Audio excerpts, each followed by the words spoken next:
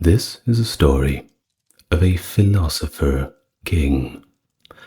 Marcus Aurelius, born AD 121, the highly esteemed Roman emperor, a notable Stoic philosopher, ruling from AD 161 till his death in 180. His reign signifies the conclusion of the Pax Romana, the Roman Empire's most protracted era of relative tranquility and security. He co-reigned with Lucius Verus until his death in 169, and his was a rule characterized by military engagements, notably fights with the Parthian Empire and Germanic tribes. But notwithstanding these hurdles, Marcus Aurelius is mostly recognized for his intellectual writings, especially Meditations, a compilation of personal, deep reflections and concepts on Stoic philosophy that continues to captivate us to the modern day. It remains one of the most significant philosophical texts, giving us insight into the prudent and balanced intellect of a ruler striving to comprehend his duties as both a leader and an individual. And so his reign is frequently referenced as a paradigm of exemplary governance under crisis, highlighting duty, discipline, and the significance of rational thought. Welcome to the channel. Good to see you back here if you're returning, and anyone who's new, well, it's good to meet you. As always, let's have a spirited discussion in the comments. Let me know what you think about Marcus Aurelius, Stoicism, or perhaps you want to wait until the end of the video if you can make your mind up by that time. As always, like and subscribe, and let's all get really relaxed. We're going back to the old days once again. So let's begin. Born in Rome in April of 121 AD, the great Marcus Aurelius, known by several names of course throughout his life, reflects the key stages of his upbringing and career, and we'll get to them later on. Of course, early in his life he was sometimes referred to as Marcus Aurelius Verus, a name that he may have adopted following his father's death and informal adoption by his grandfather. There are a few other names from his youth that include Marcus Annius Catilius Severus or Marcus Catilius Severus Annius Verus. Upon his adoption by Antoninus Pius as heir to the throne, Marcus took the new name Marcus Aelius Aurelius Verus Caesar, and after becoming emperor, he was officially known as Marcus Aurelius Antoninus Augustus. I know they're all pretty long names, but for the most part we're going to be referring to him as Marcus Aurelius unless we are in a former context which demands we use a different naming convention. So don't get confused. So, his father, Marcus Annius Verus III, came from a prominent Roman family, namely the Anni Veri, and they originally came from Ucubi in Baetica, which is kind of around modern-day Andalusia in Spain. The Anni Veri family claimed descent from the ancient Roman king Numa Pompilius and gained influence in Rome during the 1st century AD. Marcus's mother, Domitia Lucilla Minor, was a wealthy Roman noblewoman and the daughter of Calvisius Tullus. She inherited substantial wealth too, including a brickworks located on the outskirts of Rome. Pretty lucrative business, especially at that time when Rome was going through a period of urban expansion. We're going to need a lot of bricks. Well, that wasn't all. Her properties also included the Horti Domitia Calvilie, a villa on the Caelian Hill in Rome, a fancy area. And so Marcus grew up in this very villa, and he seemed to have been quite enjoying growing up in these circumstances, affectionately later in his diaries referring to it as my Caelian. Now, Marcus's father died around 125 or 126, when Marcus was only 3 years old. Although he had a few memories of his father, very few though, he reflected in his meditations that he inherited his sense of modesty and manliness from him, and respected his father's reputation. Now, onto his childhood. He spent most of it in that aforementioned Caelian Hill, a wealthy neighborhood in Rome known for its grand aristocratic homes, but very few public buildings. Of course, his grandfather, Marcus Aurelius Verus II, owned a palace near the Lateran, where Marcus lived for much of his youth. In meditation, he expresses a lot of gratitude to his grandfather for instilling values such as integrity and temperance within him. Seems to have done quite a good job of it, although he was less fond of his grandfather's mistress, who moved into the household shortly after his grandmother's death. The old evil stepmother, all too common. So, what about Marcus as a boy?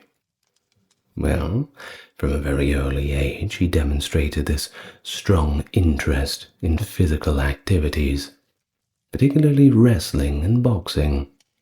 Wasn't a philosophy nerd by any means. Now, he trained in both wrestling and armored combat, and even joined the Salii. That was a priestly order that was dedicated to the god of war, being Mars, and he was tasked with maintaining the sacred Ancilia shields. He was also privately educated, pretty normal for Roman aristocracy, having as many tutors as you can with all of the normal subjects. One of his earlier tutors, the painter Diognetus, also introduced him to philosophy.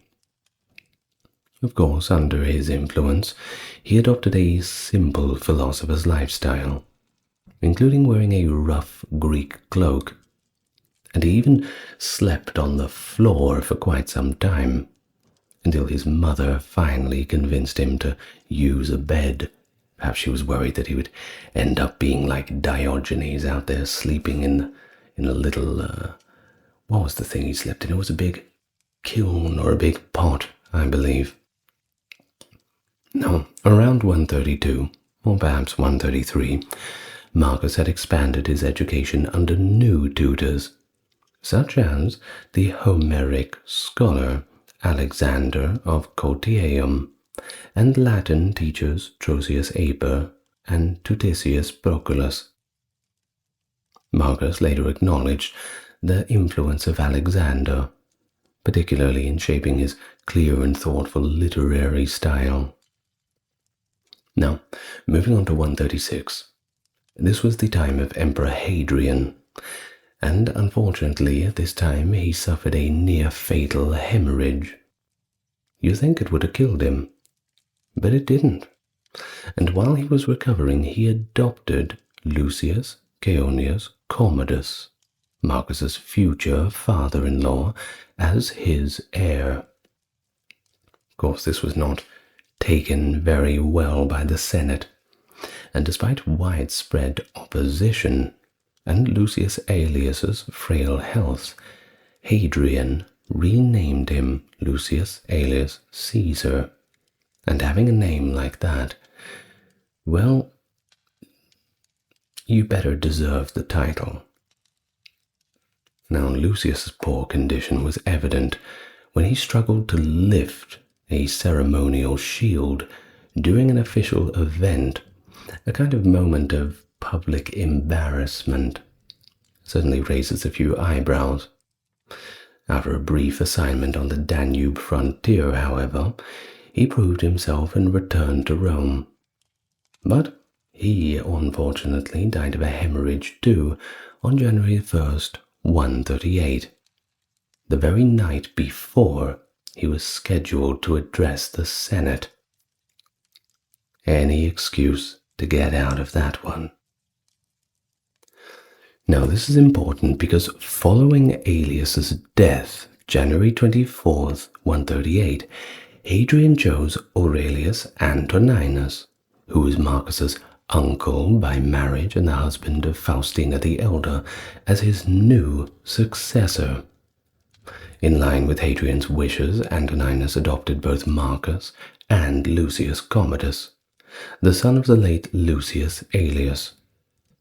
Marcus was renamed Marcus Aelius Aurelius Verus, while Lucius became Lucius Aelius Aurelius Commodus. Hadrian also arranged for Antoninus's daughter, Faustina, to be betrothed to Lucius. Upon hearing of his adoption, Marcus reportedly reacted with sadness rather than joy, and he reluctantly moved from his mother's home on the Caelian hill to Hadrian's private residence. Now, that same year, Hadrian requested the Senate exempt Marcus from the law prohibiting men from serving as quaestor before the age of 24. The Senate granted the request, albeit by a narrow margin, and Marcus walked into a political career by serving as quaestor under Antoninus, who was consul in 139. Now, this adoption dramatically shifted Marcus's career trajectory, as you can imagine. Without it, he likely would have followed the typical path of a young Roman noble, maybe serving as a triumvir, overseeing the state mint, perhaps, before becoming a tribune in the legions. But instead, his life became closely entwined with the imperial family and court. Despite these changes, Marcus's biographer notes that he remained modest, frugal, and respectful towards his relatives, showing very little change in character from his days as an ordinary citizen. Well, we get to the final days of Hadrian, and in those days, well, it was not a very good time for him. Plagued by all sorts of illness, he actually attempted to take his own life. Take the express line out of there, too much pain, and he eventually moved to the coastal resort of Baiae in Campania. They thought he'd recover, but he didn't. And, well, disregarding the advice of his doctors, he thought he'd spend his last days indulging in food and drink. One can hardly blame him. Of course, Antoninus was by Hadrian's side when he died in 10th of July 138. Following this, Antoninus made changes to Marcus's betrothal. He dissolved the engagement to Caeonia Fabia and arranged for him to marry Faustina, Antoninus's daughter. In return, Faustina's engagement to Lucius Commodus, the brother of Caeonia, was also annulled. Now, Marcus agreed to these changes, and he was named consul for the year 140, with Antoninus as his colleague, and was appointed as one of the 6 leaders of the Severe during the equestrian order's annual procession. As the designated heir to the throne, Marcus was granted the title Princeps Juventutis, or leader of the equestrian order. He then assumed the name Marcus Aelius Aurelius Verus Caesar, though he would later caution himself to stay grounded and not become overly attached to an imperial title. Writing in his meditations, ensure that you do not become a Caesar. Do not immerse yourself in the purple dye. That is a possibility. Now, this purple dye, of course, is referring to the color of royalty. Purple was the most expensive and therefore the royal color of Rome. The only way they could really get it was by, I believe it was the blood of certain sea urchins. Something like that. Not exactly sure. But rest assured that I am sure that it was the most expensive and therefore the royal color.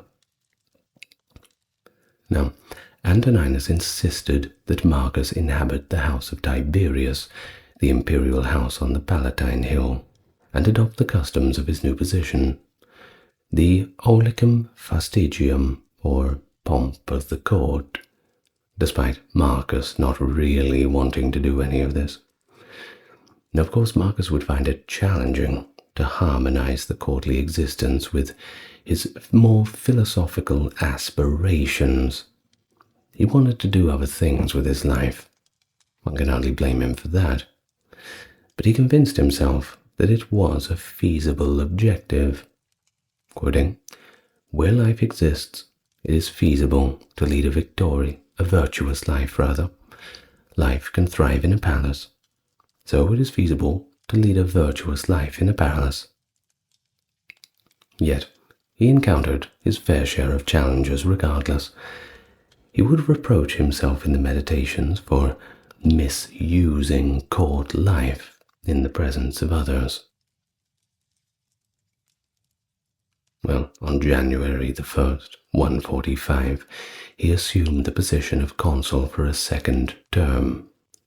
His mentor, Fronto, advised him to rest sufficiently, writing in a letter, "So that you may enter the Senate with a healthy complexion, and deliver your speech with a robust voice." Marcus had previously expressed concern over his health in another letter to Fronto, writing, "As for my strength, I am beginning to recover, and there is no longer any sign of the pain in my chest." He also mentioned an ongoing ulcer, for which he was undergoing treatment, ensuring that he refrained from any activities that might impede his recovery. Marcus, who was never particularly strong or healthy, earned the admiration of Cassius Dio for his unwavering dedication during his later years, despite his previous and various ailments. Well, in April of 145, Marcus married Faustina, who was legally considered to be his sister following his adoption by Antoninus. The marriage had been arranged since early 138. Now, we don't really have much details of the ceremony, which is unfortunate, but the biographer of Aurelius described it as noteworthy. I'm afraid that's all we have. But there were coins minted, which is something, with the portraits of the couples, and Antoninus officiated the ceremony as Pontifex Maximus. Of course, Marcus's own letters don't really mention much of the marriage, and any references to Faustina are pretty short, and there isn't very many of them. Well, following his assumption of the toga virilis in 136, Marcus likely began formal instructions in oratory. This was like rhetoric, giving speeches, that sort of thing. Now, he had 3 Greek tutors, Anninus Macer, Caninius Celer, and Herodes Atticus, and 1 Latin tutor, Marcus Cornelius Fronto. The latter 2 were highly esteemed orators at the time, experts in the field, though it's probable that they became his mentors after his adoption by Antoninus in 138.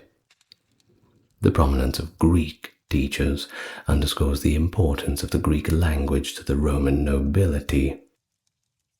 Either way, the era marked the height of the Second Sophistic, that is, the revival of Greek literature and culture within Rome, which deeply influenced pretty much every asset of Roman intellectual life. Greek culture walking hand in hand with Rome.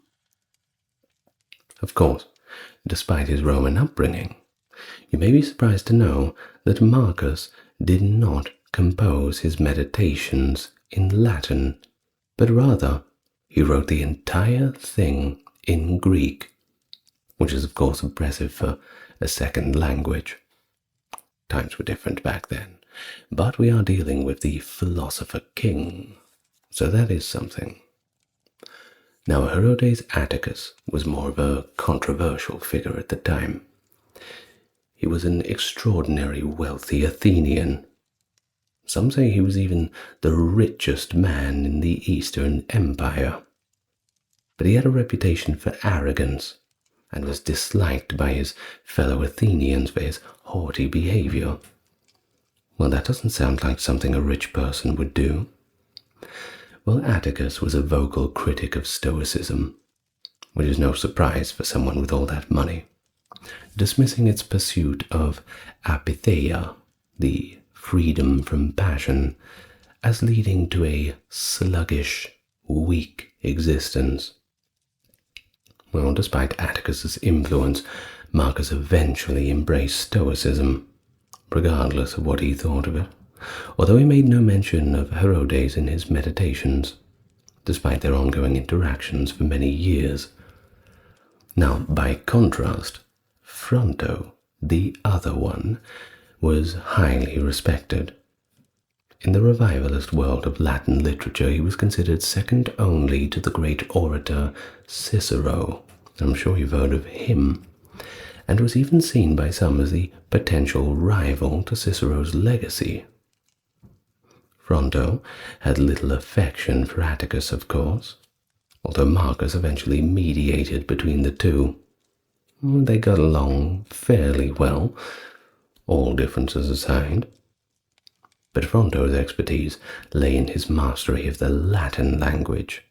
You see, he could trace words throughout classical texts, identify these obscure synonyms, and debate minute errors in word usage. Now, a considerable portion of the correspondence between Fronto and Marcus, fortunately, has endured. The couple shared a profound friendship, employing affectionate words such as, "Farewell, my Fronto, wherever you may be, my dearest joy." What is the nature of our relationship? I love you, yet your absence. In their correspondence, there was many little things like this. It's kind of nice. It's good to have friends. So Marcus, of course, also engaged in pleasant discussion with Fronto's wife and daughter, who were both named Cratia. Now, it's all good and well to have the best teachers, the best equipment, everything you need for learning. But school sucks. So Aurelius was quite dissatisfied with his legal studies, and he was quite tired by April 146 to 47, when he was 25. He wrote to his mentor Fronto about his disillusionment with his boastful and obnoxious teacher, and the teacher told him, I quote, "It is easy to yawn beside a judge, but to serve as a judge is a noble task." Marcus was exhausted from his workouts and intellectual debates.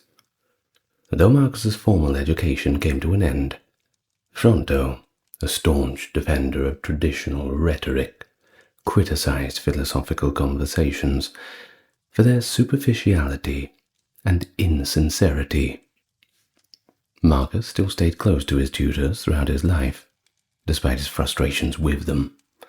His biographer says that his overzealousness to study hurt his health, the only flaw in an otherwise perfect childhood.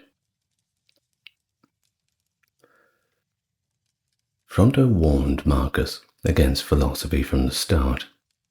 He stated, "It is better to have never touched the teachings of philosophy than to have merely tasted them superficially. At least that's as the saying goes." In fact, Fronto disdained philosophy and Marcus's interactions with philosophers like Apollonius of Chalcedon. Marcus's turn to philosophy was a typical useful reaction to oratory training's monotonous approach. He kept in touch with Fronto, though, ignoring all of the warnings. Now, in terms of who introduced him to Stoicism, it may have been Apollonius, but it was Quintus Junius Rusticus who had the most profound influence upon Aurelius. Fronto even acknowledged that Rusticus had lured Marcus away from traditional oratory study.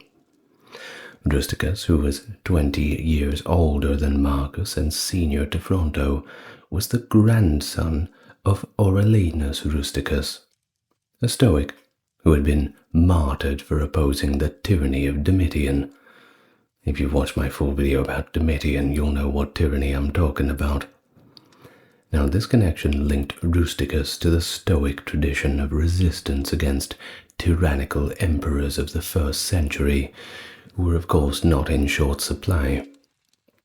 Marcus later expressed gratitude to Rusticus for teaching him to avoid being swept away by the allure of eloquence, speculative thinking, and moralistic discourse, and also for steering him away from oratory, poetry, and excessive usage of ornate prose. Through Rusticus, Marcus found a deeper commitment to the Stoic philosophy that would come to define his reign and personal reflection. Of course, we have the account from Philostratus that even in his advanced age during the later phase of his reign, states that Marcus continued his studies under Sixtus of Chaeronea. I quote from Philostratus: "The Emperor Marcus was an eager disciple of Sixtus the Boeotian philosopher, being often in his company and frequenting his house. Lucius, who had just come to Rome, asked the emperor, whom he met on his way, where he was going to and on what errand, and Marcus answered, 'It is good even for an old man to learn. I am now on my way to Sixtus the philosopher, to learn what I do not yet know.' And Lucius, raising his hand to heaven, said, 'Oh, Zeus, the king of the Romans in his old age, takes up his tables and goes to school.'" On the 30th of November, 147, Faustina delivered a daughter named Domitia Faustina. She was the first of at least 13 children, including 2 pairs of twins, that Faustina would conceive under the subsequent 23 years. On the 1st of December, Antoninus conferred upon Marcus the tribunician power and the imperium, granting him responsibility over the emperor's forces and territories. As tribune, he possessed the authority to present one measure to the Senate following the 4 that Antoninus may propose. His tribunician powers would be reinstated with Antoninus on the 10th of December, 147. The initial reference to Domitia in Marcus's correspondence depicts her as a frail newborn in poor health. Domitia would unfortunately perish in 151, but between this, in 149, Faustina delivered twin sons. Coins of the time commemorate the incident, with the crossed cornucopiae beneath the portrait bust of the 2 young boys, encompassed by the inscription Temporum Felicitas, meaning the gladness of the times. They did not live too long. Prior to the year's conclusion, an additional family coin was minted, depicting the small girl Domitia Faustina alongside an infant boy. A second daughter, Annia Aurelia Galeria Lucilla, was born on the 7th of March 150. Marcus's mother, Domitia Lucilla, died between 155 and 61, possibly shortly after. Annia Galeria Aurelia Faustina may have been born in 153, but Faustina likely had another daughter in 151. There was another son too, Tiberius alias Antoninus, who was born in 152. After Faustina and Marcus's sisters died, Faustina had daughters Fadila and Cornificia in 159 and 160. Now on to Lucius. He entered politics as quaestor in 153, consul in 154 and 61 with Marcus. Lucius only had the son of Augustus title, but he had different temperament than Marcus, and he enjoyed hunting, wrestling, circus games, and gladiatorial contests. He also got married in 164. Now on to Antoninus. He had turned 70 years old in 156, and at this time his health was failing. He reportedly struggled to stand without stilts and supports. He ate dry bread during the morning receptions just to keep himself awake. After Marcus Gavius Maximus died in around 157, Marcus took on more administrative duties as Antoninus aged, especially as a praetorian prefect. Marcus and Lucius became joint consuls for 160, and at this time Antoninus was becoming more and more ill. Marcus's biographer says that Antoninus was at his family estate in Lorium, Etruria, 19 kilometers away from Rome, just 2 days before his death. Now apparently he had eaten so much cheese at dinner that he developed a fever after vomiting the next night. That's one way to go. He gave Marcus the state and his daughter at the Imperial Council on March the 7th, 161. And shortly after, Antoninus died. And so, the new emperor. Let's talk about that process. Well, after his death, the death of Antoninus Pius in 161, Marcus Aurelius assumed the position of de facto sole Roman emperor. The formal titles and responsibilities of the role soon followed, as the Senate granted him the name Augustus and the title of Imperator. He was also elected Pontifex Maximus, the highest priest in Roman religious life. According to his biographer, Marcus appeared quite reluctant, claiming that he was compelled by others to take on the imperial role. This reluctance might have reflected a genuine terra imperii, or the fear of the burdens of the imperial power. Of course, when you're the emperor, you're certainly a target for a lot of people. Perhaps not the safest of jobs.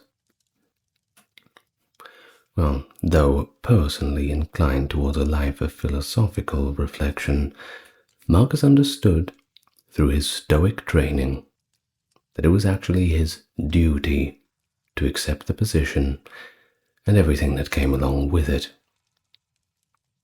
So, despite his lack of personal affection for Hadrian, as suggested by the absence of any mention of him in the first book of Meditations, Marcus felt bound by Hadrian's succession plans.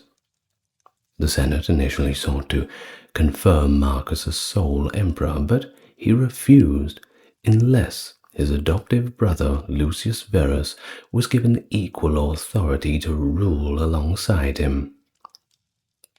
Of course, the Senate eventually complied, granting Lucius imperium, tribunician power, and the title of Augustus.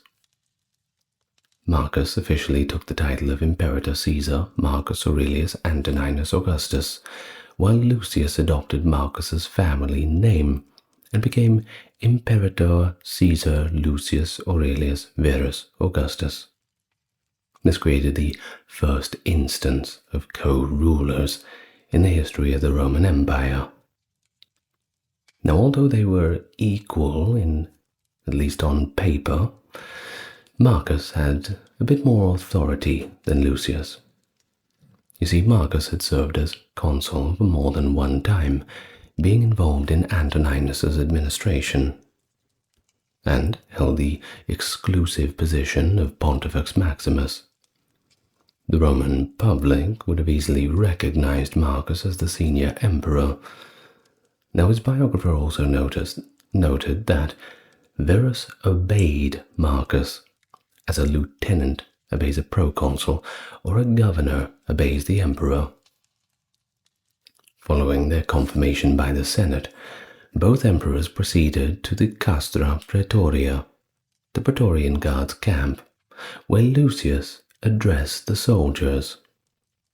The troops hailed both Marcus and Lucius as imperatores, and following the precedent set by emperors since Claudius, Lucius offered the soldiers a donativum, or special bonus. However, this payment was notably more generous than those of previous reigns, amounting to about 20,000 sesterces, about 5,000 denarii for each soldier, with additional rewards for officers. In exchange for this sizable payment, equivalent to several years' salary, tax-free of course, the soldiers swore an oath to protect the emperors. It's always a good strategy to try and buy somebody's loyalty, but it kind of screws over the next emperor. Everybody expects the same. Well, although Marcus's ascent to power was peaceful, this act certainly helped him secure loyalty and prevent potential military challenges. Now, Marcus engaged his 11-year-old daughter, Anna Lucilla, to Lucius Verus, who was her legal uncle, shortly after taking power. As with previous emperors, new welfare measures were introduced to help impoverished children during their engagement celebrations. Marcus and Lucius's modesty and civility won over the Roman public. Open expression was allowed, and even in some cases, encouraged. Even the playwright Marullus could mock them without any repercussions, and it was said that no one lamented the leniency of Pius. Of course, Marcus made his own major leadership changes to the empire, of course.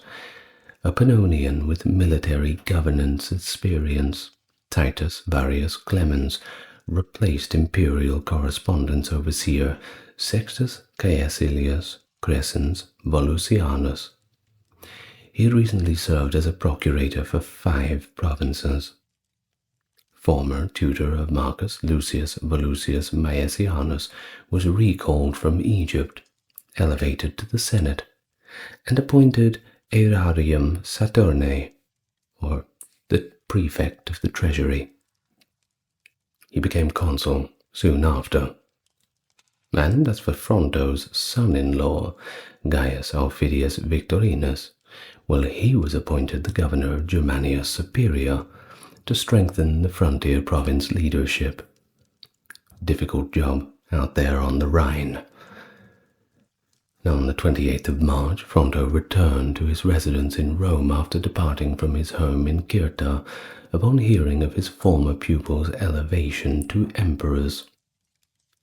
He sent a message to Charillus, an imperial freedman, asking for permission to visit them, but later explained that he did not directly address the emperors.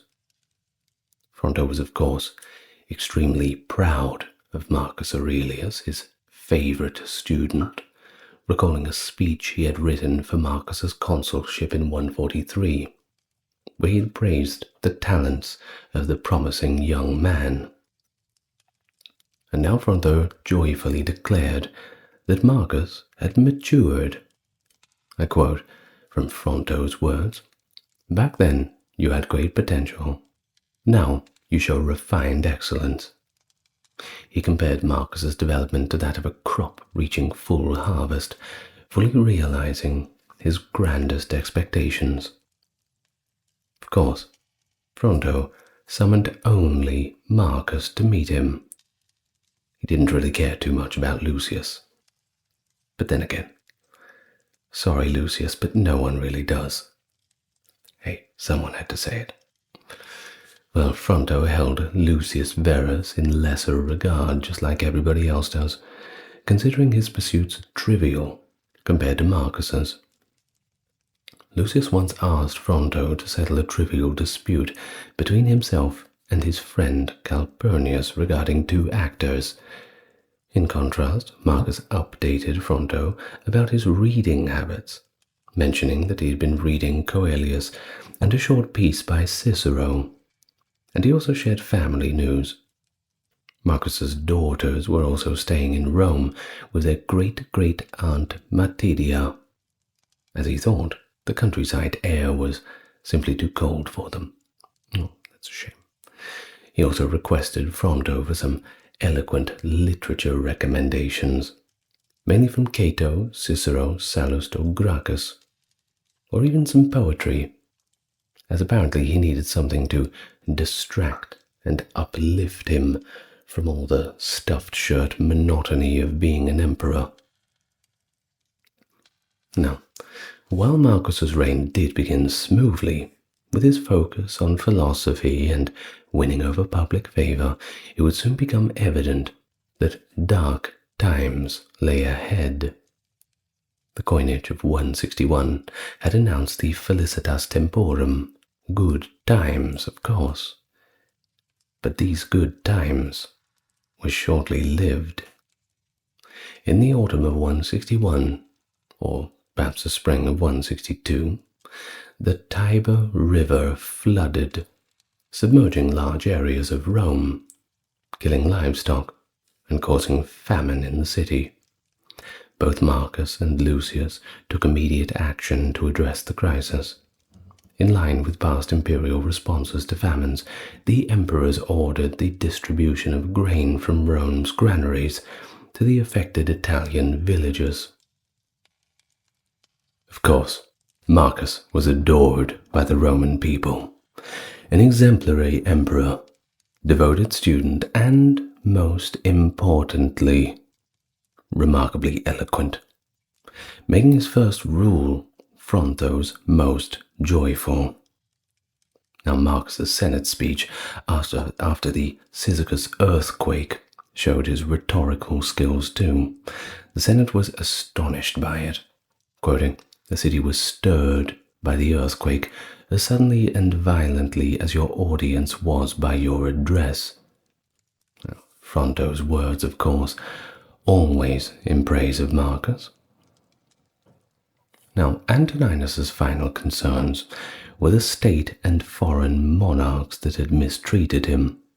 Now, Vologases IV of Parthia acted in the late summer, or perhaps early fall of 161.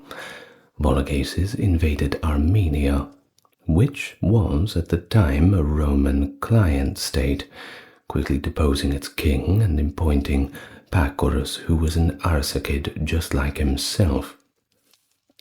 Now, Marcus Sedatius Severianus, a Gaul with military experience, governed Cappadocia, a key region in all Armenian battles.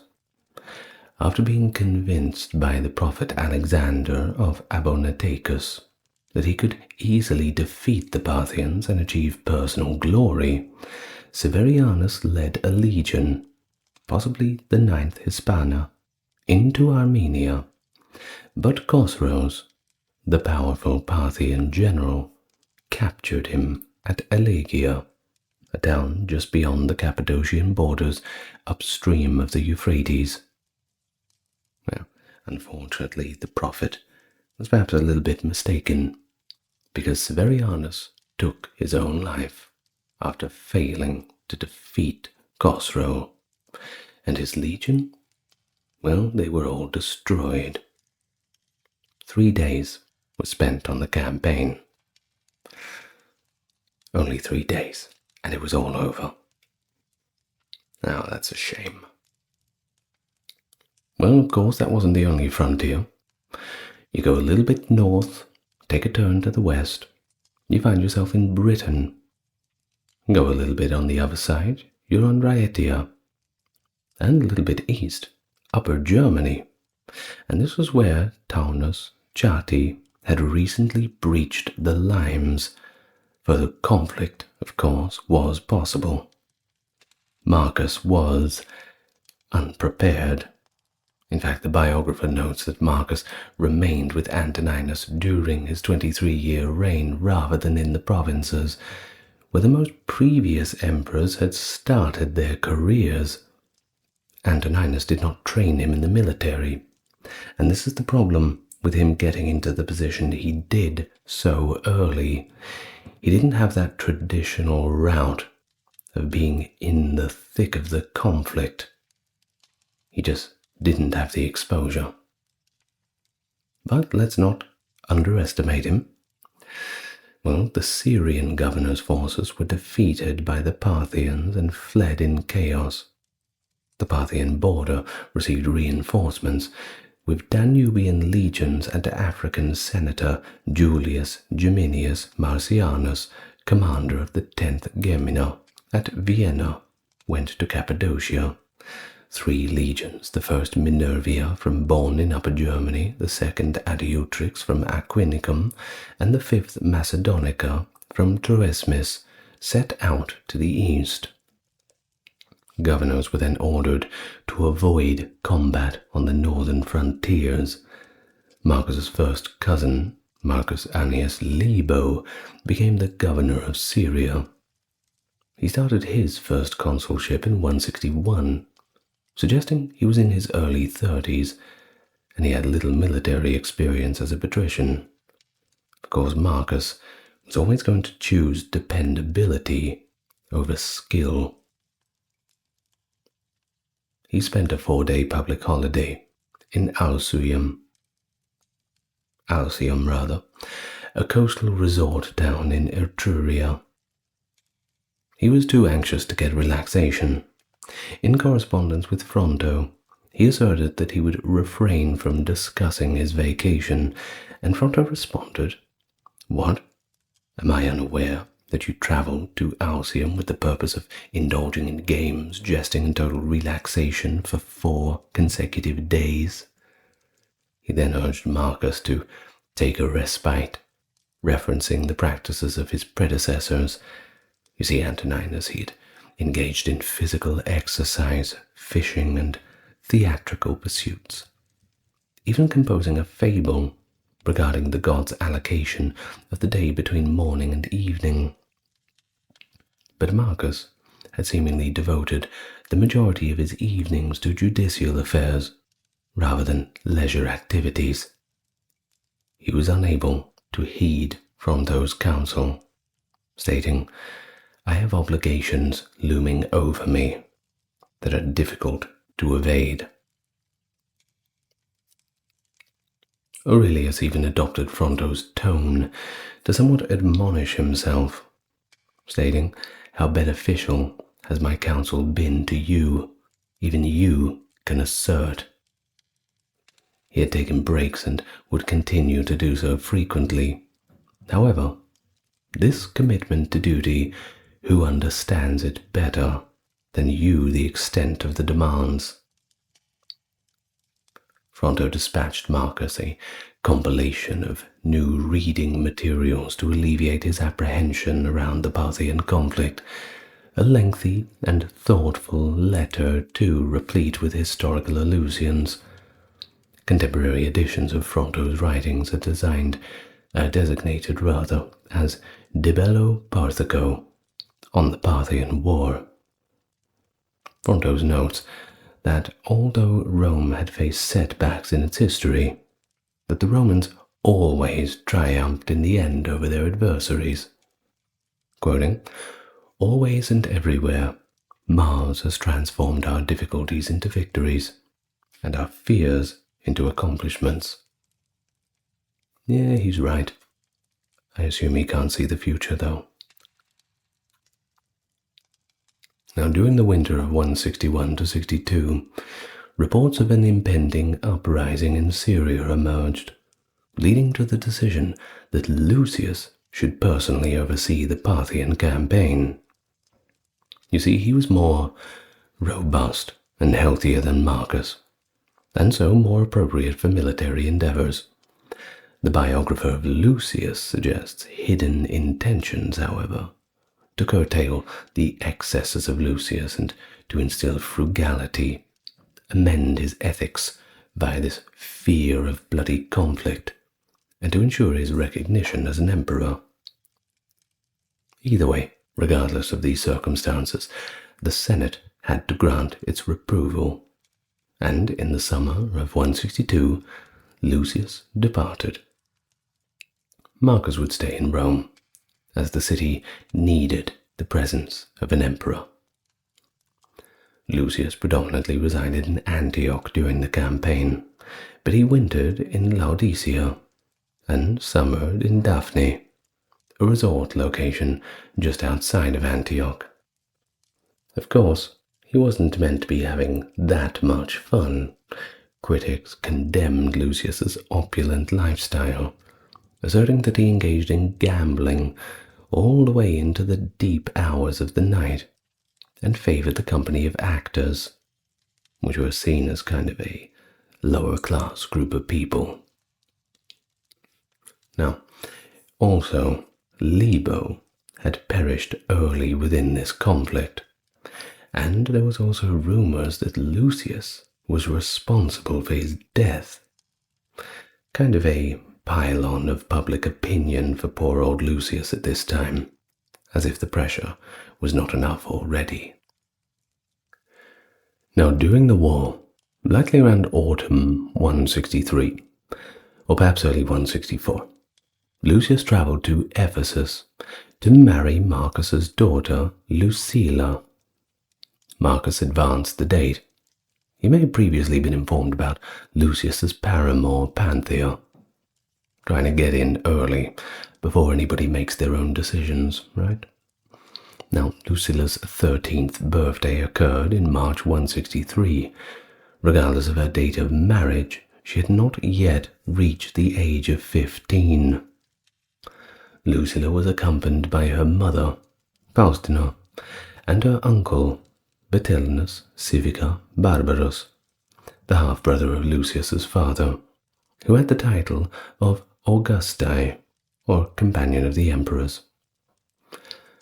Now, Marcus may have desired Civica to oversee Lucius, a responsibility that Libo had neglected, and he might have intended to accompany them to Smyrna. As his biographer asserts, he informed the Senate he would, but it seems as though that this did not actually occur. Yes, it seems he only accompanied the troop to Brundisium, where they embarked a ship bound for the east. He promptly returned to Rome and issued specific directives to his proconsuls to refrain from granting the group any official reception.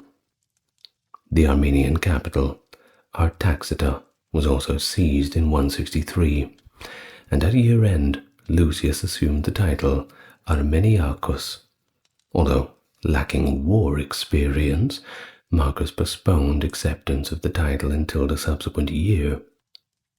When Lucius was proclaimed imperator once more, Marcus promptly accompanied him with the title Emperor, Imperator too, rather. Now, occupied Armenia was restructured according to Roman principles. In 164, Cain Polis, or New City, supplanted Artaxata as the new capital. A Roman senator of consular rank, and Arsacid lineage, Gaius Julius Sohaemus, was appointed as the new king. He may not have been crowned in Armenia. The ceremony could have occurred in Antioch or possibly Ephesus, but he was commemorated on the imperial coinage of 164 with the inscription Rex Armenius, King of Armenia, and Lucius was depicted seated on a throne with his staff, while Sohaemus stood before him, paying homage to the emperor. Now in 163, the Parthians were back, and they intervened in Osroene, a Roman client state in Upper Mesopotamia centered on Edessa, and appointed their own monarch to the throne. Well, the Romans weren't happy about that, and in response, forces were relocated downstream to cross the Euphrates at a more southern location. Before the conclusion of 163, Roman armies advanced north to seize Dausera and Nicephorium on the northern Parthian bank. Shortly after the conquest of the northern bank of the Euphrates, further Roman legions advanced on Osroene from Armenia, capturing Anthemusia, a town located southwest of Edessa. In 165, Roman troops advanced into Mesopotamia. Edessa was reoccupied, and Manas, the king deposed by the Parthians, was reinstated. The Parthians withdrew back to Nisibis, which was subsequently also besieged and seized. The Parthian forces disbanded around the Tigris River, and a secondary force, commanded by Avidius Cassius and the Third Gallica, advancing towards the Euphrates, engaged in a significant fight at Dura. By the end of the year, Cassius's army had arrived at the dual metropolises of Mesopotamia, Seleucia on the right bank of the Tigris and Ctesiphon on the left. Now Ctesiphon was captured and its royal palace incinerated and destroyed. The inhabitants of Seleucia, who were predominantly Greek, by the way, the city was established as a capital of the Seleucid Empire, which was one of the successor states of Alexander the Great. Well, they actually welcomed the invaders. It's better to be ruled over by Romans than Parthians, I suppose. Well, if you're Greek. But either way, the city was pillaged, which tarnished the reputation of Lucius. There were justifications, which were pursued or rather fabricated. The official narrative asserted that the Seleucids violated the initial trust. Well, either way, people did not like the news of a city being sacked like this, especially a Greek city. Now Cassius's army, while experiencing scarcity of provisions and the repercussions of a plague that was acquired in Seleucia, successfully returned to Roman territory. Lucius assumed the title of Parthicus Maximus, and he and Marcus were once more acclaimed as imperators, receiving the designation Imperator III. Now Cassius's army re-entered the battlefield in 166, traversing the Tigris into Media. Lucius assumed the title Medicus, and the emperors were once more acclaimed as imperators, designating them as Imperator IV in imperial titulature. Now Marcus has now taken the Parthicus Maximus, following an additional strategic postponement, and on the 12th of October that year, he designated his sons, Annius and Commodus, as his successors. I did a whole video about Commodus if you want to learn about him. That is interesting. Now, beginning in the 160s, Germanic tribes and other nomadic groups initiated incursions along the northern frontier, especially into Gaul and across the Danube.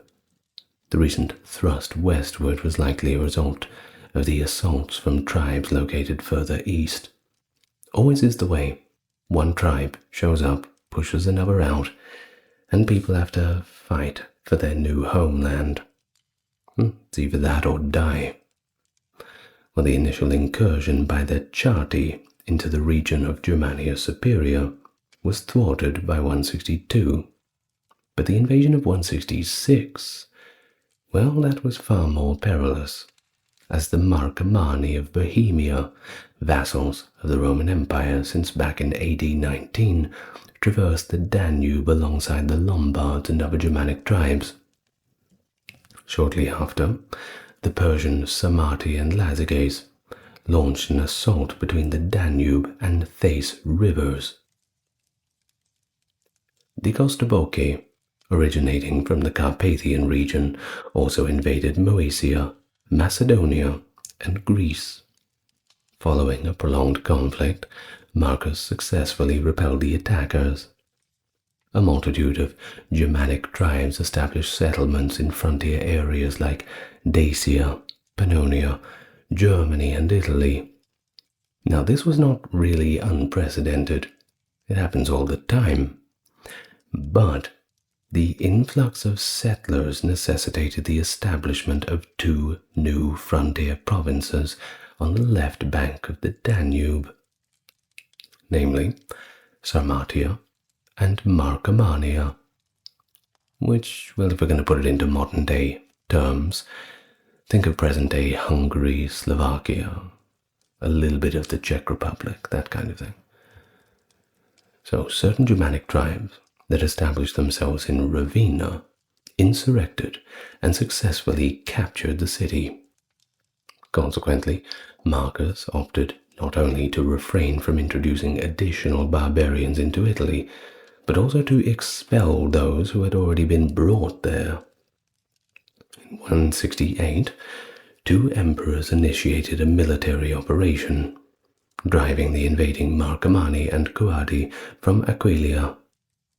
Lucius Verus, at this time, became ill, and on his way to Rome, he died, likely of the plague. We set this to around the early days of 169. Most likely February, but perhaps January. Now, similar to numerous emperors, Marcus dedicated the majority of his time on legal affairs, and this includes petitions and dispute resolution, but in contrast to many of those who came before him, he possessed this considerable expertise in imperial administration upon ascending to power.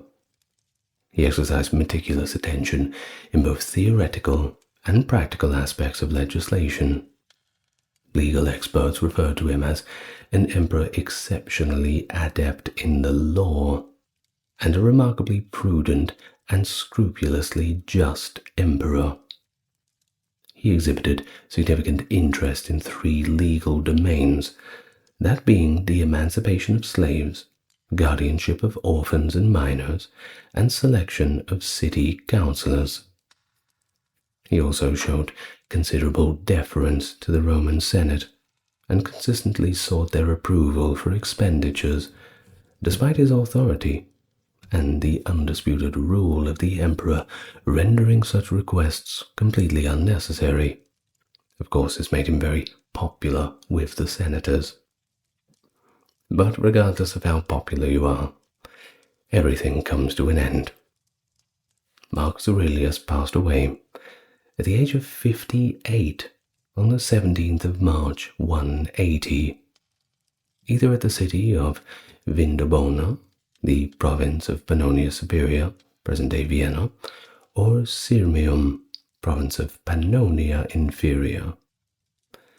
He was promptly deified, of course, and his ashes were sent back to Rome, where they were interred in Hadrian's mausoleum, until the Visigothic sack in 410. Well, they carried away quite a few more things than just that. Now, his campaigns against the Germans and Sarmatians were memorialized with a column and a temple constructed in Rome. And of course, as we've mentioned, there are quite a few who regard his demise as the conclusion of the Pax Romana, the end of the good times. Well, speaking of the end of the good times, he was succeeded by his son Commodus, who he designated as Caesar in 166, with whom he co-ruled since 177. Biological sons of the emperor, if present, were regarded as heirs. However, this marked just the second instance of a non-adoptive son succeeding his father, the sole previous occurrence being a century before, when Vespasian was succeeded by his son Titus, and I'm sure you've watched the video about that. Of course, this succession following Commodus has been condemned by a lot of historians, highlighting his unpredictable behavior and deficiencies in political and military competence. Either way, at the conclusion of this account of Marcus's reign, Cassius Dio composed an encomium for the emperor and lamented the transition to Commodus during his lifetime. In fact, Dio states that from Marcus's initial days as counselor to Antoninus, and his final days all the way up with the authority of the Emperor of Rome title, that he remained unchanged and did not alter in the slightest. Well, thank you very much for that. Now you're probably wondering, what about meditations? Is he going to discuss that? Of course I am, but that needs a video of its own. So if you want to learn about that, I don't know, check back later. You'll find it, I'll do it eventually. Well, I'll probably just do a complete reading, back to forth of meditations. I've been doing it for Seneca, so why not do it for Aurelius?